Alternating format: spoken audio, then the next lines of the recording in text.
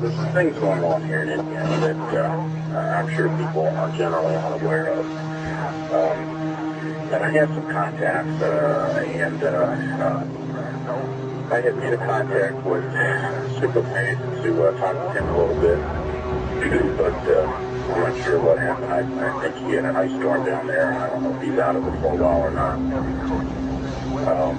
Yeah, he's disappeared. No one knows what. I think he's just focusing on the family right now. But you wrote a lot of things in your email. Why don't you just go through them one at a time and break it down for us? What do you see? What's going on? About a year and a half to 2 years ago, we started being contacted by FEMA saying you've got to put some plans together. The first plans had to do with the reason was avian flu. Now, I don't know.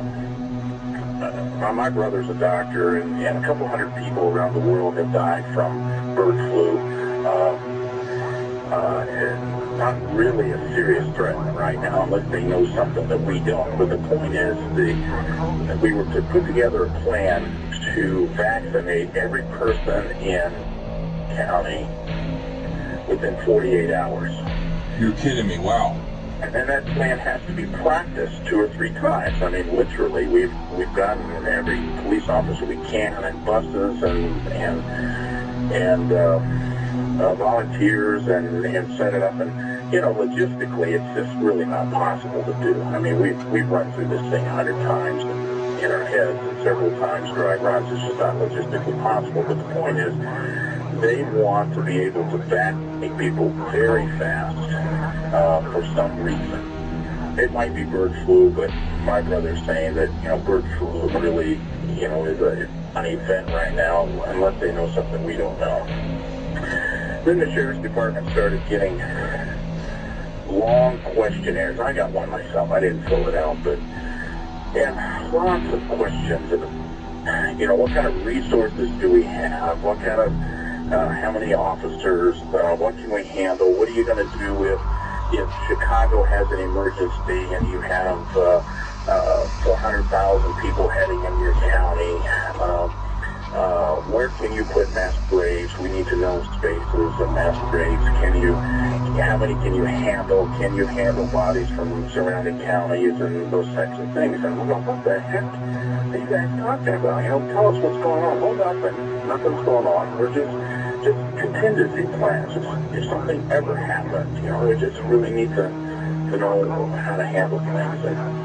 And then I was contacted by Homeland Security through what we have to do is have what is called a hazard mitigation plan. All right, well, that sounds good. And what they're saying is FEMA is saying that disasters are costing them too much money. So we've got to have a plan to mitigate the damage from disasters if a disaster ever happens.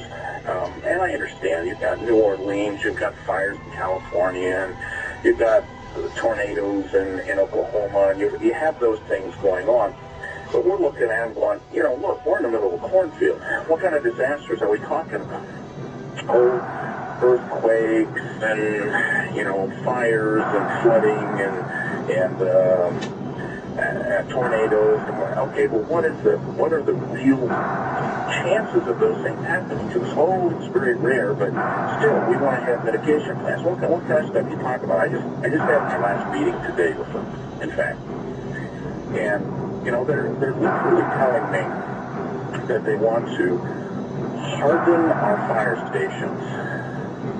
All right, well, what do you mean by that? Well, you know how when a 747 hits, here's what he said today, when a 747 hits a nuclear reactor and just slides off of it, that kind of hardening we're talking about. What the heck?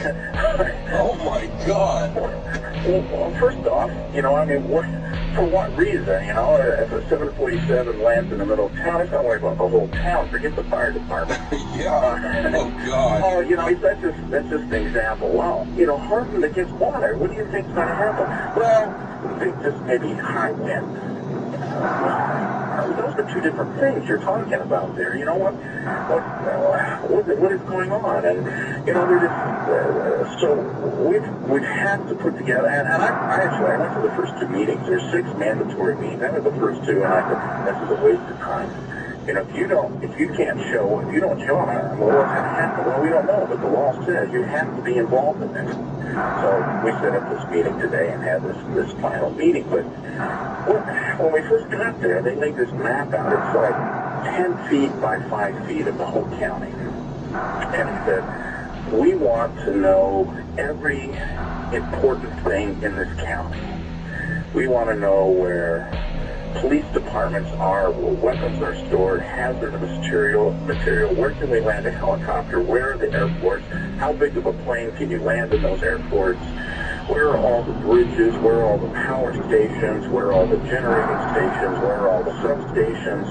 I mean, they literally want to know everything. I'm sitting there thinking of this, and, you know, I'm thinking, man, if there was ever martial law, this kind of information is exactly the kind of stuff they're going to want, because we're just laying it all out for them right there.